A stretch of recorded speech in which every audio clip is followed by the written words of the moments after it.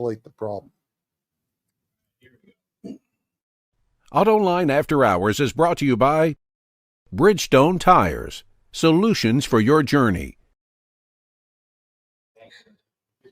Welcome, everyone. Appreciate your taking time for AutoLine After Hours. We're coming to the end of 2024, so I want to get some perspective on what's been going on this year from three of the smartest guys I know in this industry. We got I was going to say, he couldn't find them, so he brought us in. Paul Eisenstein from headlight.news. We've got Jeff Gilbert from WWJ/CBS. And we've got Paul Waatti from AutoPacific. So welcome, guys. Appreciate you being here. All right. So, on every show, I've been doing a quiz for John in terms of something that happened significant on this date in history. Okay. And he's been doing remarkably well. So I figured, okay, I'll let you guys do one. And this will be an easy one. And especially you got three guys and one, and you guys, you two certainly. Pressure's on now. Covered this. We're okay. in trouble. Yeah. So this is a quote from Rick Wagner, who was at the time the CEO of General Motors. And this was December 12th, 2000. Okay. This is the quote. "We stretch to find profitable ways to further strengthen the blank product line, including developing products with our global alliance partners. But in the current environment, there was no workable solution." Oldsmobile. What is Oldsmobile? Yep. See, I know you guys would. I even knew that one, actually. You even knew that one? Was it 2004 that they finally ended? April 29th, 2004. I remember that because I was in high school. I graduated in 03, and so that Has to rub it in. Yeah, I was going to say. It's just. And my brother-in-law has a Bravada that's still running. Wow. Really? Yeah. I have to say, I was in, of all places, Cabo San Lucas, Mexico, when GM brought out a lineup of their mid-size SUVs. You may recall, I don't know. Oh, yeah, there was the triplets. The triplets, right. And by general consensus, the Oldsmobile was the best of the three in terms of design, features, and so on. And unfortunately, they spaced it. It was a long event. So they had a day for each of the brands. And Oldsmobile was supposed to go last. And about 24 hours before that, the word leaked out that they were going to announce the death of Oldsmobile. And they scheduled the news conference, which we were going to get by conference call before they had Zoom and everything. It was going to be at noon. And the debut of the Bravada was going to be at 11.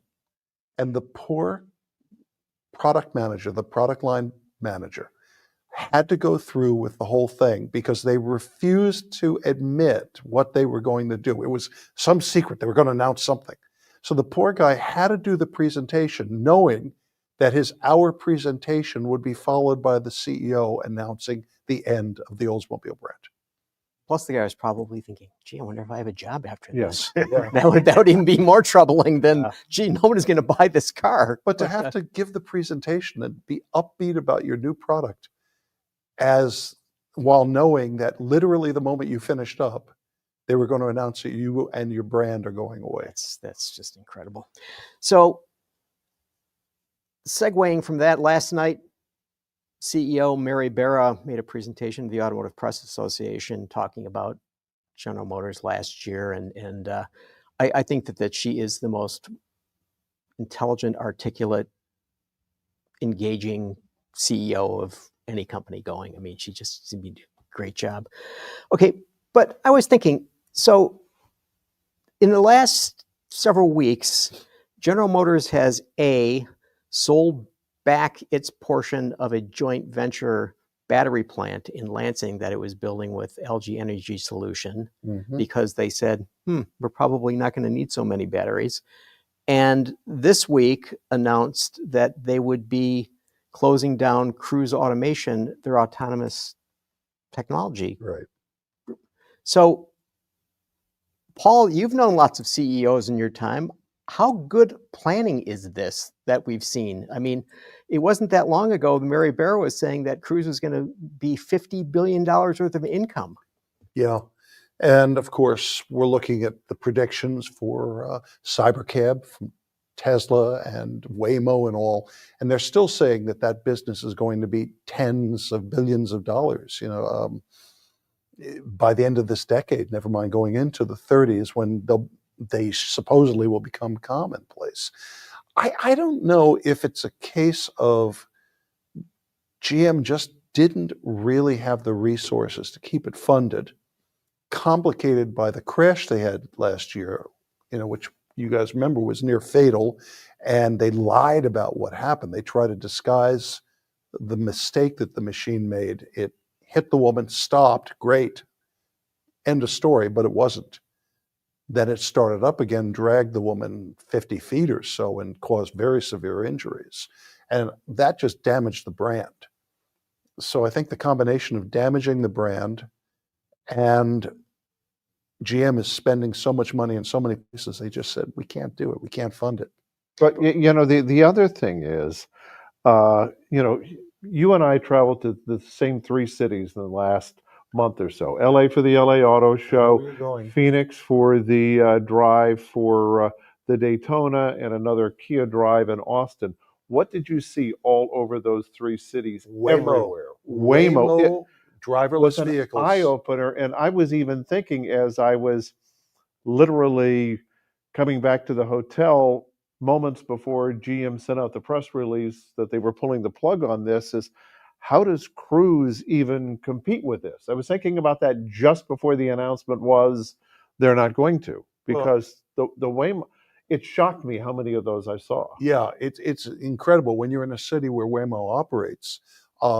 Over the last year, I've watched them accelerate, and I think, did I hear that they're claiming to do 200,000 rides in their fully driverless vehicles a month now, which is maybe not that much compared to Uber nationally, but it's still a lot. But here's an open question. I just want to ask, and maybe you can give me your thoughts on this one, is, okay, Waymo is doing this, but is it a profitable business for them, or is it a loss leader so that the world sees what a high-tech company Alphabet and Google is? And, GM can't afford to lose money on this service, but they make so much money they can afford to lose money on it and show the world how high-tech they are. Is that possible? No, I think they're really on the path. They see a path to profitability. They're a different sort of company, and I think they're willing to take the losses in the short term. Well, they've got a heck of a lot more cash than any car company does, so they can sustain that. But what I'm wondering about is that, okay, if General Motors makes announcements about, okay, we're going to have this many electric vehicles, and then suddenly decide like, no, we're not. We're gonna be making billions of dollars from our software-enabled autonomous vehicles. No, we're not. I mean, so these are arguably two of the biggest categories in the auto industry right now, right? Electric vehicles and autonomous vehicles. And GM's doing great on Wall Street. I mean, they're compared to the others in town. I mean, they're way up. Well, because they're willing to walk away. Barra does something which no GM CEO did since Alfred P. Sloan, with the exception of when they were forced to in bankruptcy or leading towards bankruptcy, which is to walk away from things that don't appear to be working. Right. She's walked out of Russia. She's walked out of Europe, though they're trying to get back in now. But they walked away from Opel and Vauxhall. They walked away from India and Australia, both markets with tremendous promise, or so it seemed.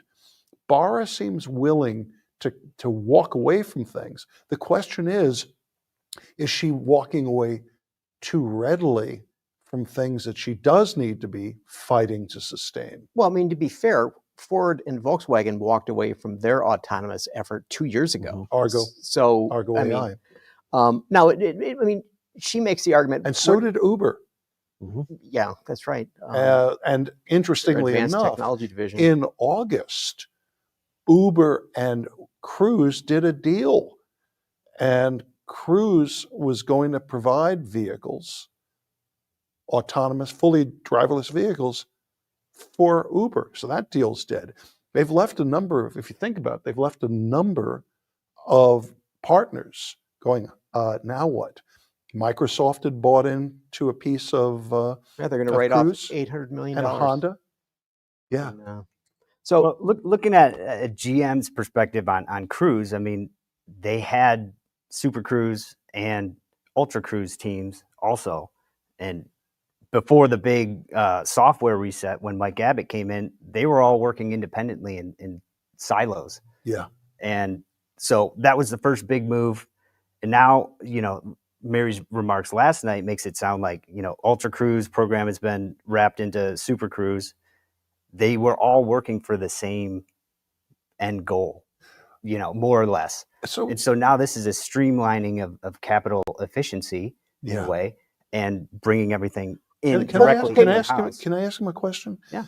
Is it possible that you go ahead 2 or 3 years and Super Cruise, and particularly Ultra Cruise, which will be more of a level 3, level 4 system for those who don't know?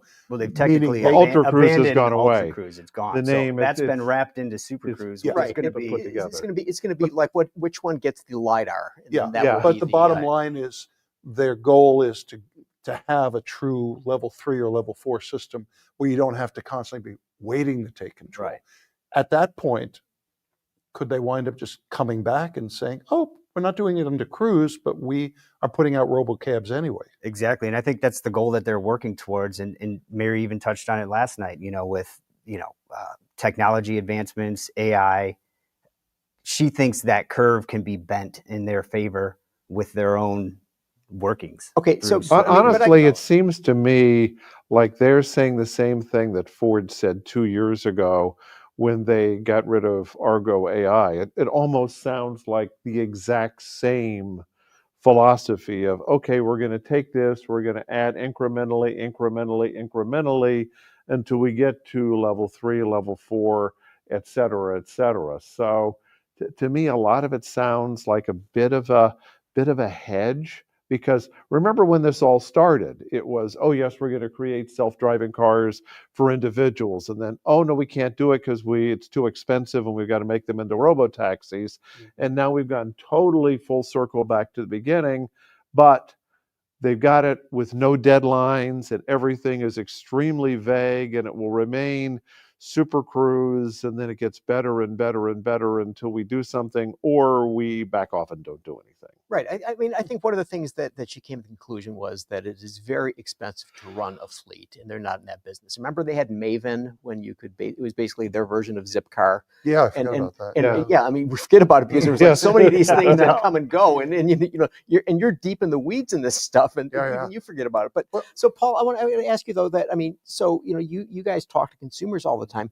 I mean, how significant are products like Super Cruise and Blue Cruise for consumers? I mean, do they is this something that they would buy a certain vehicle for because they can get that just because it has it? Yeah. That seems to be trending that direction. I mean, we're not there yet. There's not proliferation across the industry with Super Cruise level on every automaker yet. So, and there's very little awareness. It's obviously growing, but we're seeing those numbers trend up, but they're still fairly low right now that somebody would actually just choose to buy a vehicle just because it has that. Mm-hmm. But I mean, Super Cruise is so good. It's one of those things that it's kind of mind boggling that GM hasn't really tooted their own horn a little bit more about they it. have a bit. They have, but and they're rolling it out now. It must be on what, almost 24 vehicles as of the 25 model year? right. And that's what I remember back at EV Day, they were saying there would be 20 or 25 vehicles by 25. And it seems like they're they're tracking doing that it, direction. So they're doing a better job than rolling out the EVs. yes. I think the one to watch, which concerns me, is I think Ford is still struggling to try to catch up with the efficiency and effectiveness. It's gotten a lot better, the latest version, but it's still, and I have a Ford, so I'd like to see them improve that. Right. But I think the Super Cruise is probably the best, though the oddly unnamed Stellantis version And they've been very under the radar about that. Yeah. And when I've had a vehicle that's had it, it's good. It's It is better than good. Blue Cruise, not quite as good as Super Cruise. Yeah. See, but getting back to you're talking about the situation with what Waymo is doing, and it is occurred to me that isn't it possible that one of the things that they will do is basically make a packaged system that they would sell to an OEM, I think that's They've their talked end about game. that. and so then if you're developing Super Cruise or Blue Cruise or unnamed Cruise or whatever, I got to believe that the Waymo system, given, Paul, as you were saying, how many driverless rides they're giving a month, is going to be like the best. And so Maybe. we We don't know about Tesla. We haven't really talked about that. I mean, I have my issues with Tesla. You guys have heard this No, before. you don't not say, you, Paul. No, I know. But I've been following some of our colleagues in the last few weeks online who own or have access to various Teslas, and they're raving about the latest upgrades, just a month or so now of particularly full self-driving. They're saying it's just going that much beyond where they had been. And it's, does this mean that Elon Musk for once may actually be telling the truth or getting it right by saying he'll have the Cybercab out in 26, and he's talking about huge numbers, just flooding the market with these Cybercabs. We'll see. Yeah, well, All right, that's so why I said let me do one more thing about General Motors, and then we're going to move on from there. Okay, so one of the things that General Motors announced this year is that Cadillac is getting into Formula One racing. Mhm. Okay, now my understanding is that basically F1 has a cap on what you can spend, which is $145 million. Thankfully. Okay, so it's not peanuts. I mean, it's not even peanuts for a size of General Motors. So why are they doing this? It's a curious decision, but I do know GM wants to elevate the brand, and that's been pretty clear in what they've been pushing. They want to bring it further up market. Mark Royce wants to make it the standard of the world again. But there's very little connection with, racing and performance with Cadillac these days. Are we trying to answer this from an American viewpoint? And that's not what we should be doing. Well, shouldn't we answer it from a corporate viewpoint? I mean, No. Should we be looking at this particularly from a European and global perspective?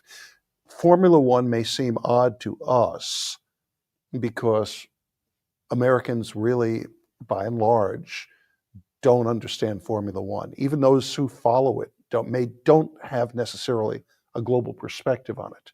It's a globe minus US race series.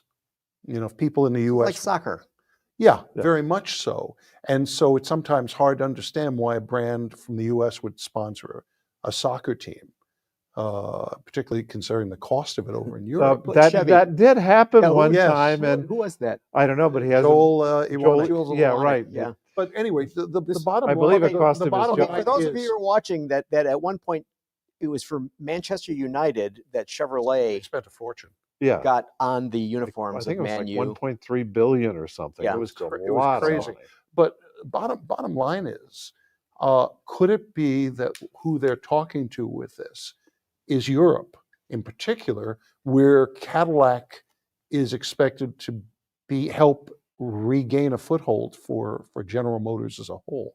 And if that be the case, $145 million is a Super Bowl ad, Okay, so or a few Super Bowl ads. so I looked to see what brands are in Formula One: Ferrari, Mercedes, Aston Martin, McLaren, and then Renault through Alpine.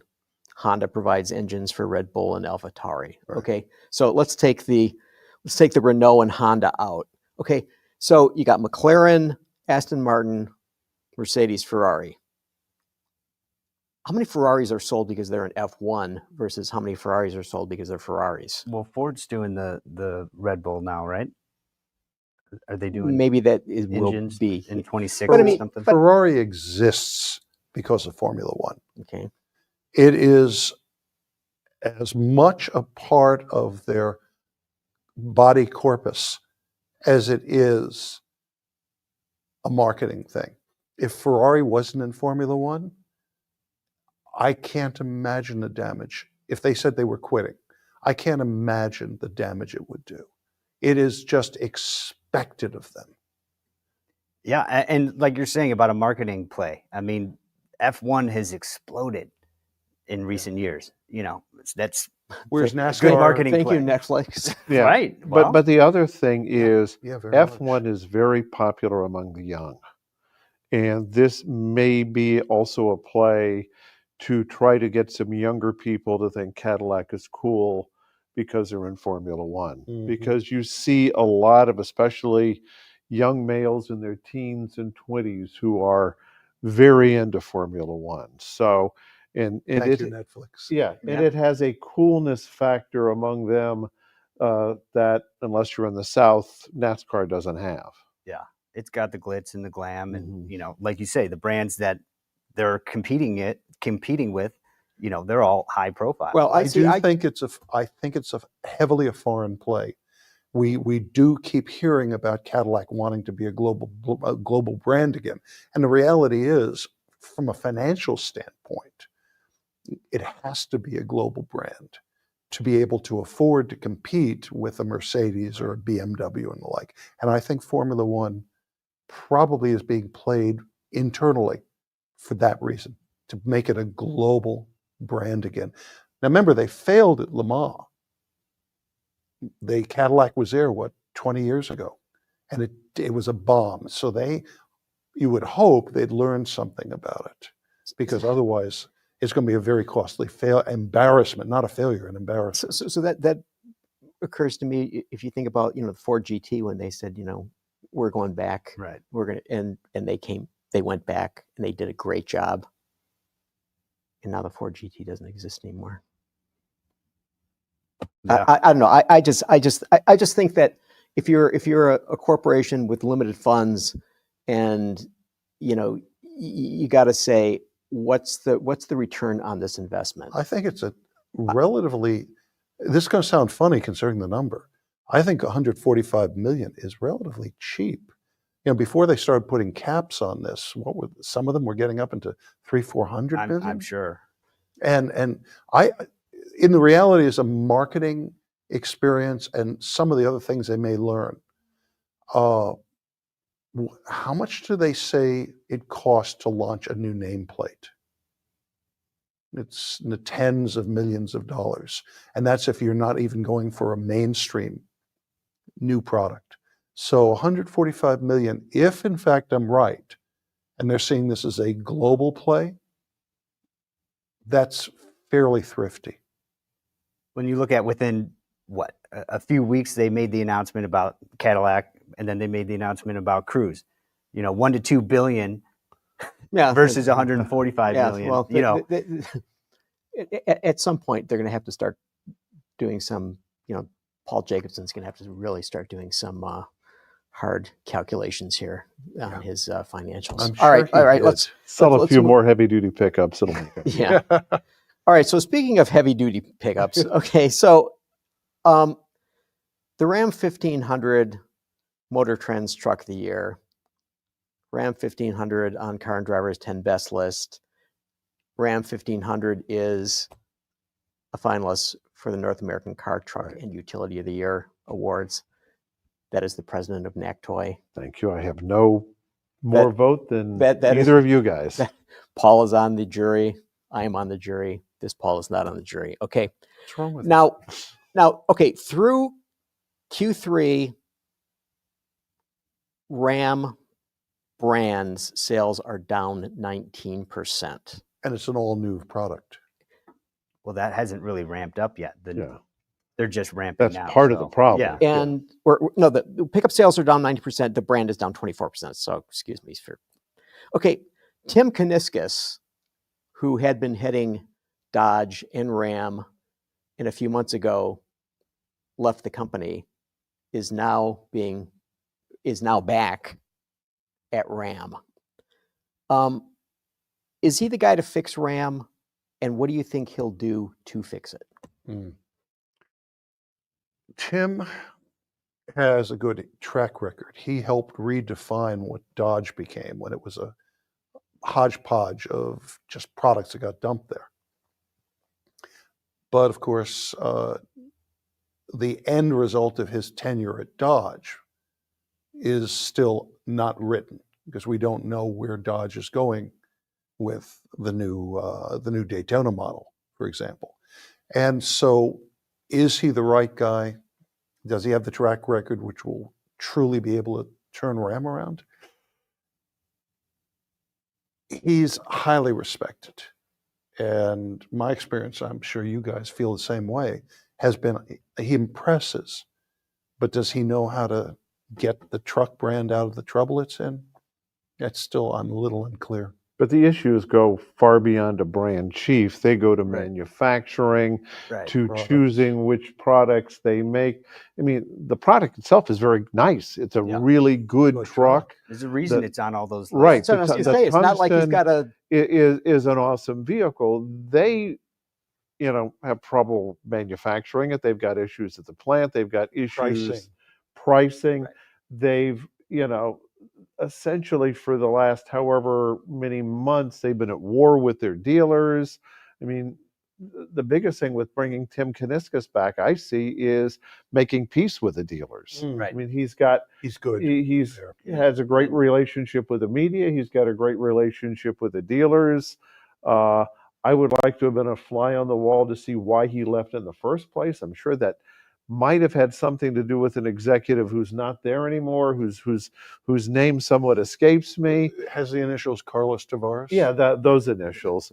So you see that. I see this move really being about the first step in making peace with the dealers, because That's a good point. they need somebody to connect with them, because all of their brand chiefs, other than Chris Fuel, are new, and she was new in Ram. Chrysler and Ram. Yeah, I mean, but Chrysler, she'd been around a while, but Chrysler has one Are they product. still there? Yeah, but they need people like him to make peace with the dealers. Yeah, Very good point.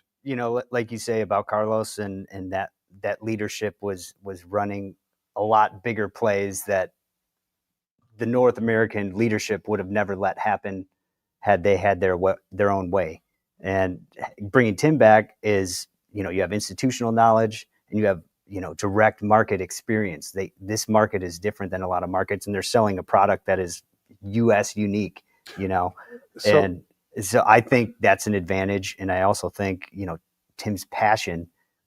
He's a passionate guy, whatever he's working on. And like you say, it's like a tea leaf to the dealer bodies and everybody that they work with, manufacturing too. So days before that announcement came out, I was talking with another very senior executive at Stellantis. I still want to call it Chrysler.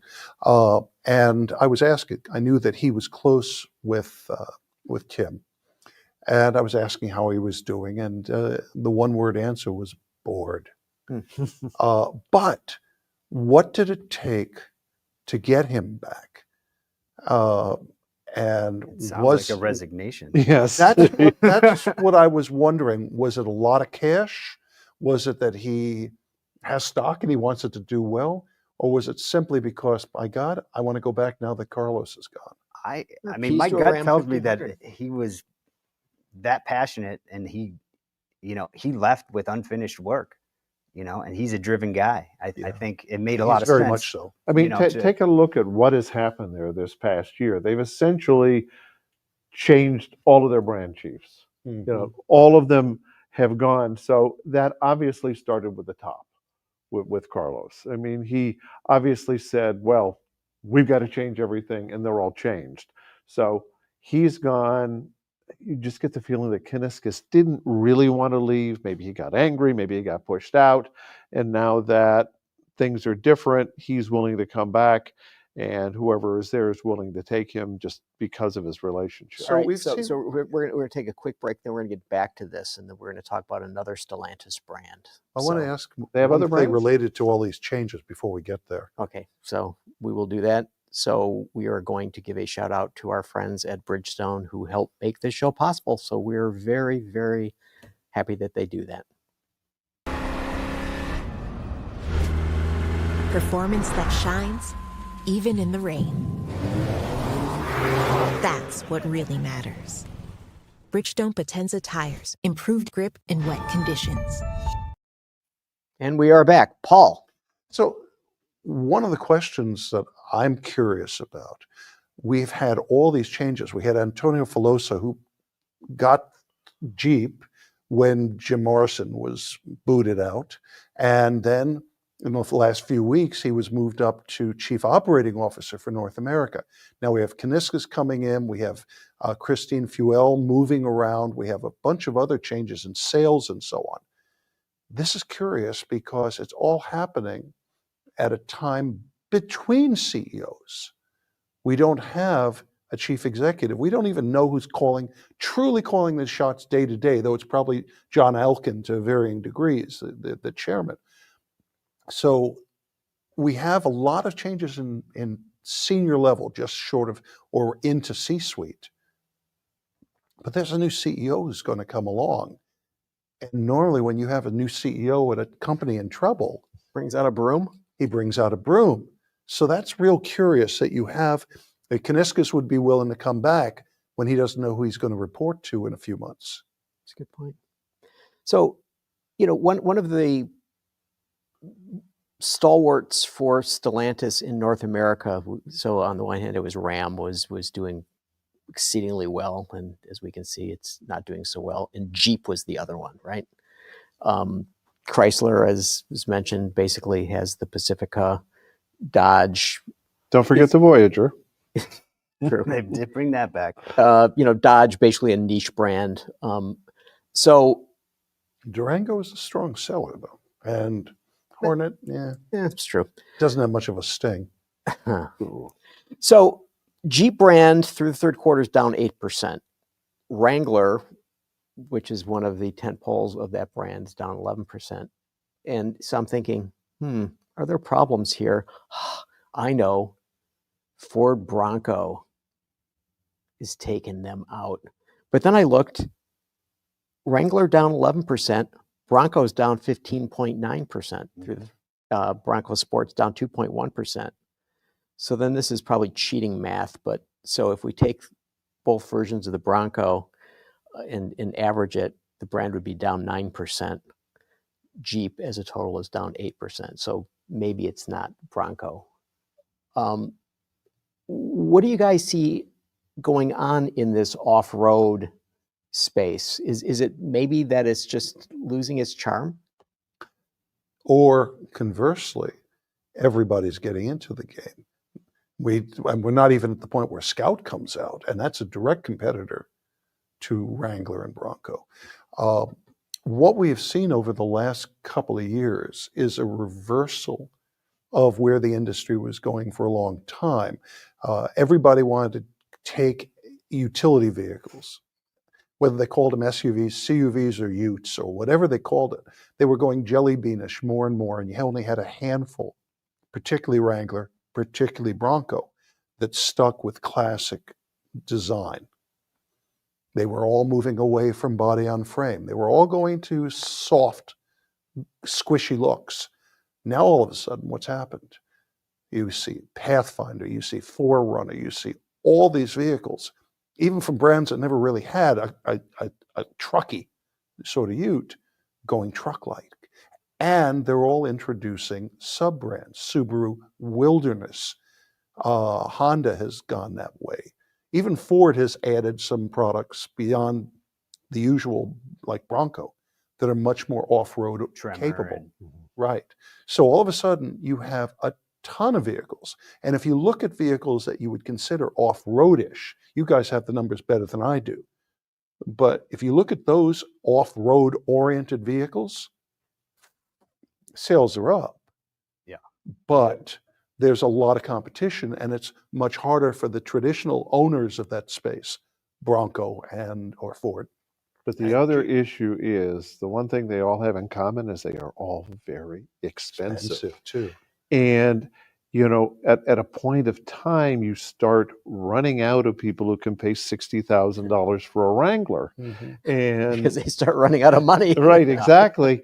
And same thing with the Bronco. The first few years, it's extraordinarily popular.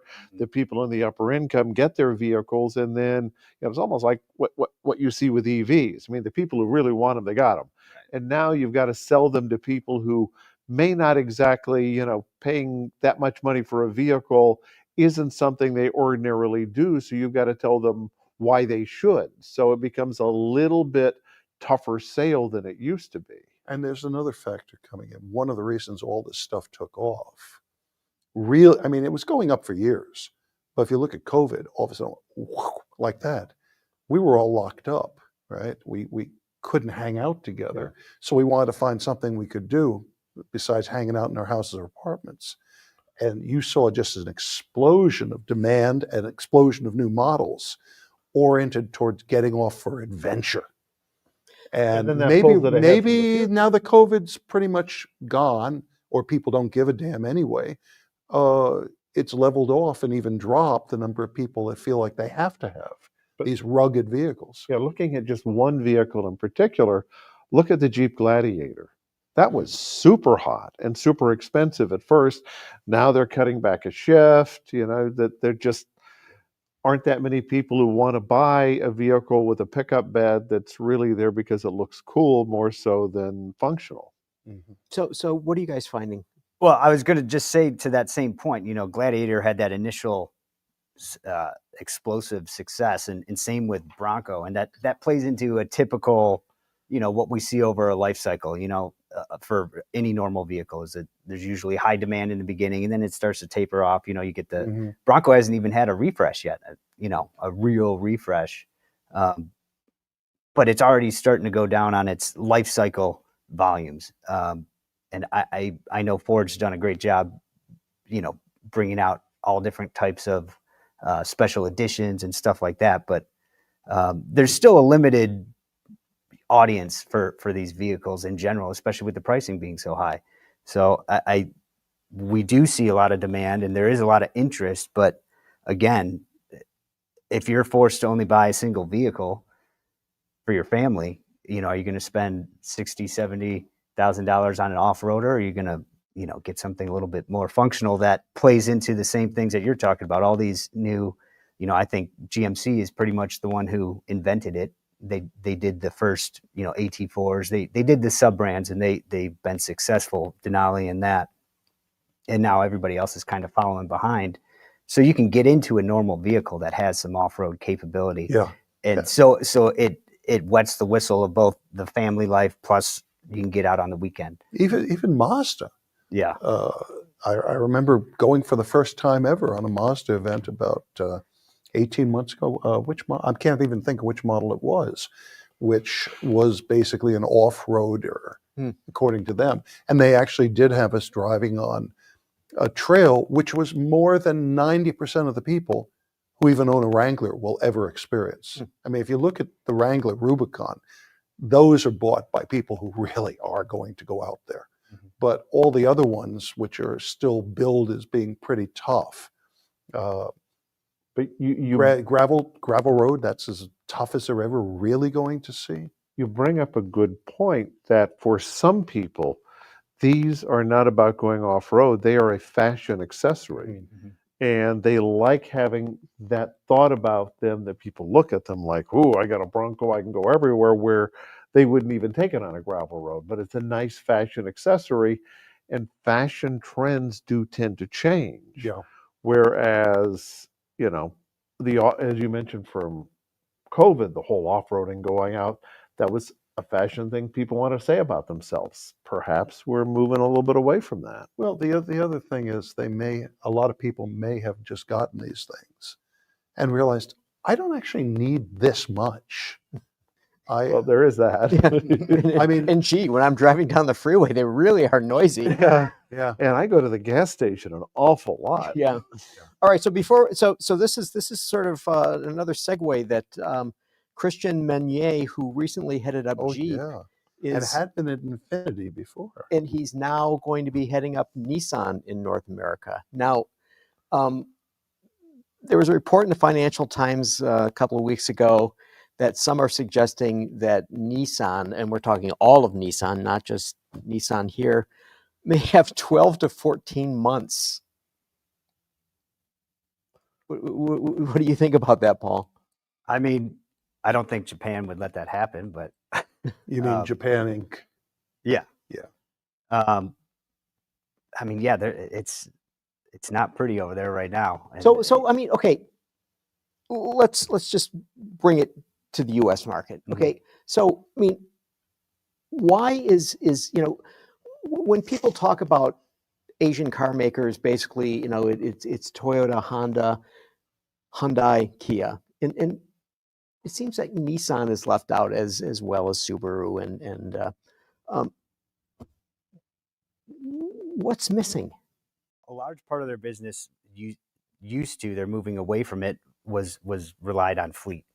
And there's also, they've been talking about e-power and it's available in other markets, but there's no hybrid options, and they've also have been going back and forth on how they're going to do their electrification strategy in EVs. And I feel like they've been sitting on the fence, and sometimes it's best just to make a decision and go forward with it. But I do think that they're losing market share to brands that offer hybrids in particular right now. But what about, I mean, Infinity in particular? Yeah. They have been talking about having an all-electric model since 2010. Yeah. And they have yet to do it. They brought out the QX80, which is supposed to be their new flagship. And it's a gas guzzler. I mean, 11, 13 miles a gallon in real world use. No electrified option. They seem to be strangling themselves. It's an awful strange way to commit suicide, but it does seem like Nissan has done more damage to itself through just product error, misreading of the market, and then all the chaos that was caused leading up to the forced disaster that was the Ghosn incident, and what's happened since then. I mean, they just seem to have no clear clue of what the heck they are and how they But we've get come there. full circle here. I mean, I remember conversations like this. Remember the famous, before Carlos Ghosn took over and turned Nissan around, somebody asked Bob Lutz, I think, about buying Nissan, and he said something like, if you've got $5 billion, $6 billion, you'd be better off throwing it in the ocean. Yep, It was a comment like that, and that was 25 years ago. Yeah, you'd be better off taking $6 billion, which is what Renault invested, putting it on a barge, taking it out to the middle of the ocean and sinking it. Okay, but the thing I wonder about is that, okay, once upon a time, Altima and Sentra were like Camry and Corolla, like Accord and Civic. Does anybody even think about those vehicles anymore?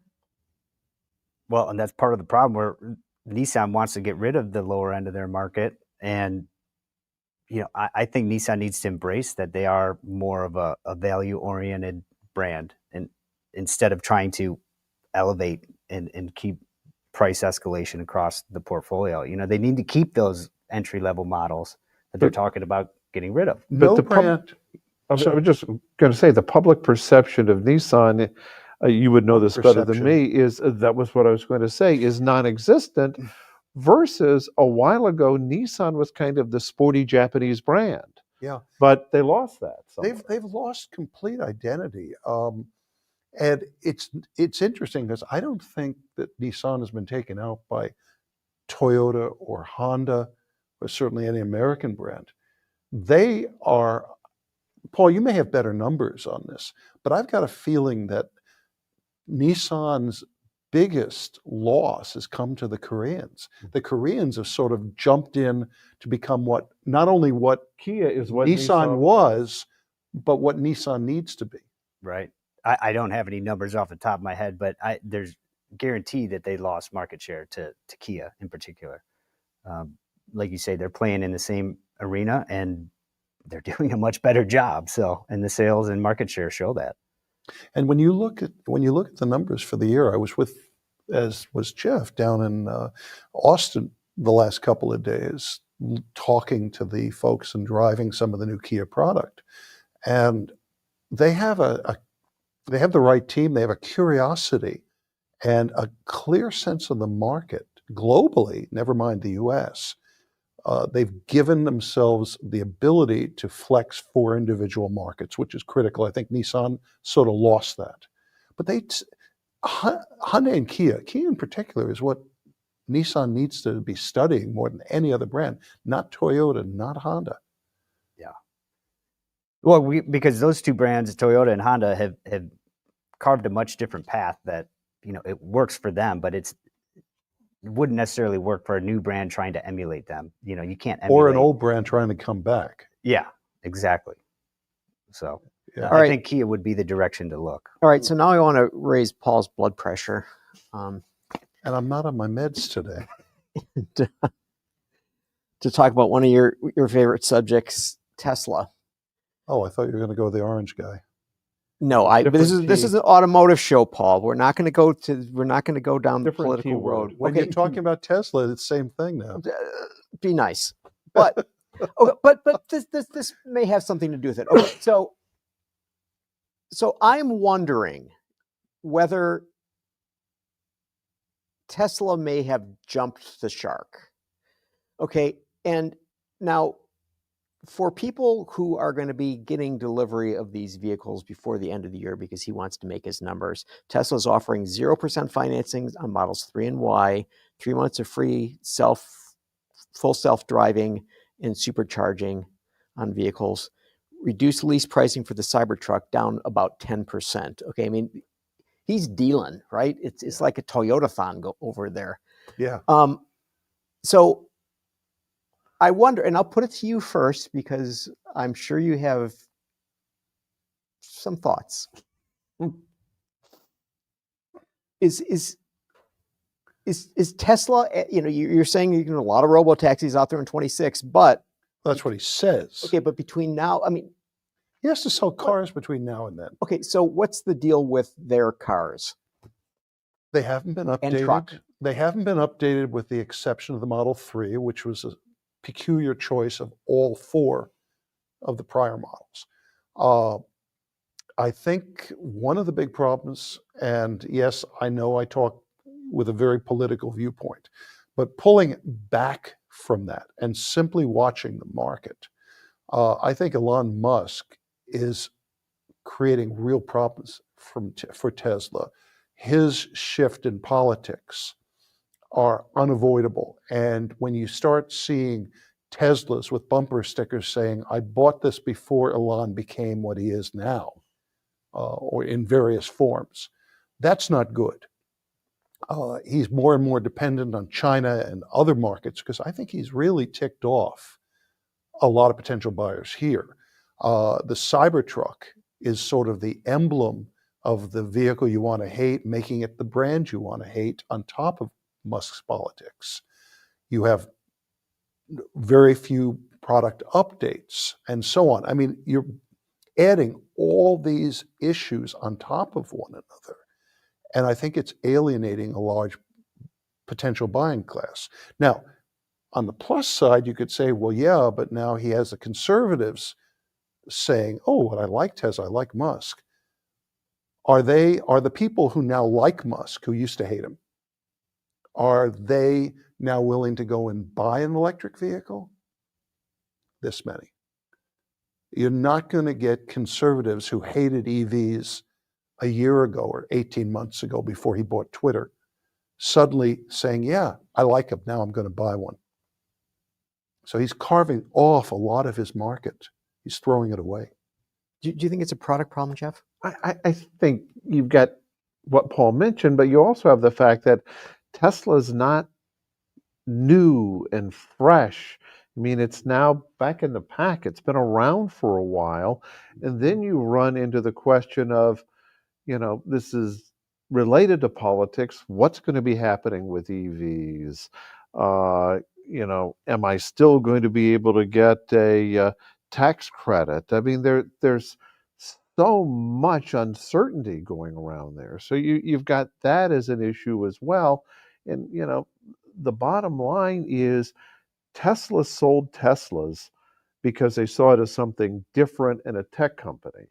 Now Tesla's slowly become another car brand, and his politics is kind of like, okay, and he's another businessman, and he's another, it's just. He's worse. He's directly attacked many of his traditional buyers. But you've got the weird disconnect where the man who for years has considered himself an evangelist for electric vehicles is working for somebody who doesn't like electric vehicles. You've got that very odd disconnect there. No matter what you think of somebody's politics, it's like there's something weird here that I can't figure out. And he's not just going into a cabinet position or the like. He is out there almost at times out-trumping Trump when it comes to attacking the very people who turned him into a quasi-god. I mean, how many? I have Apple News. Let me ask you. Yeah, No, you know what I'm talking about. Let's just twist this a little bit. Okay, so if we look at the U.S. market for electric vehicles, there's basically Tesla, and then there's everybody else, and they're down to half. So, but they're down to half. I mean, can you imagine? Wait, if General Motors had half the market, I think the Justice Department would break them up, right? I mean, it's just basically it's always been you can't have that big a market. But it's more efficient to do it that way. I heard Elon say that. That's part of the government efficiency. Okay, so what I'm saying is you said they're down to 50%, which means that they had more than 50%. Okay, I mean, I would argue they are the EV market in the United States, and everybody else is, Mary said last night, well, we're number 2. I mean, but really? I mean, brag about that? Death of a thousand cuts. But can the 1,000 knife wielders afford to continue to do this and not make very much money, if anything? I mean, you look at all the brands that are going to be coming in. GM now is finally starting to ramp on their EVs, and they have a broad spectrum of EVs already out. And now if they can increase volume on all those, and everything seems to point that there is quite a bit of demand for, at least their initial EVs. I don't know if they can sustain it. But I mean, that's just one example. Then look at Hyundai Kia, what they have coming out, and they're all been fantastic products. Just, I think GM's products are also, it's going to happen, but Tesla is still number 1 right now. But the combination of aging product and new entrants, I think, is eventually going to catch up. But then you've got a vehicle that Paul and I both drove last week, the Charger Daytona, which is a fun EV, but you wonder if the market, the people who love Chargers, are they going to be into buying an EV? I, put a video on social media, and I got a lot of negative comments on it from people. Oh, Chargers are supposed to be a V8. Right, it's social media. But, or anti-social media. But the core is, the people who blow by you on the freeway on Chargers, you see them every day. They don't impress me as being EV people, but the vehicle itself is great. It moves, it drives, it's better than the gas vehicle. Yeah, it really is. But it'll be interesting to see what the market is like. Mm-hmm. Well, so what do you guys think will happen if the $7,500 tax credit goes away? Didn't you do some numbers recently that talked about how important the credits are to EV sales? Wasn't that your study? Could have been, but there was also I'm not on the research side. Yeah, there were a couple, I think, out recently. That's a big question. And it's still questionable because we don't really know what's going to happen yet. We've heard a lot of promises, but we heard a lot of promises first time around too. So do we? Yeah, we had healthcare a week after his first term began Yeah. too. So we can't bank on that quite yet. That it's just totally gone. But if we go back to the very beginning when I'm talking about, probably will bad argue planning against is costing a lot of money for a corporation downtown. You've got to have a contingency plan for this.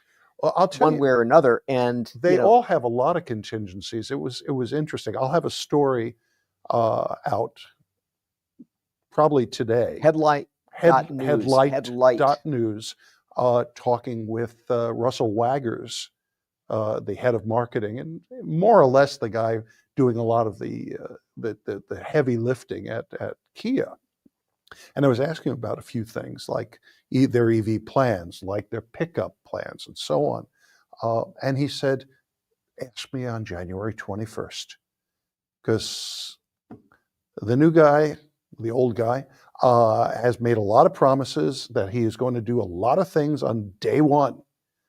And all these guys, their plans are in limbo. They don't know. Will he repeal the $7,500? Will he roll back the emissions rules that are essentially de facto sales targets?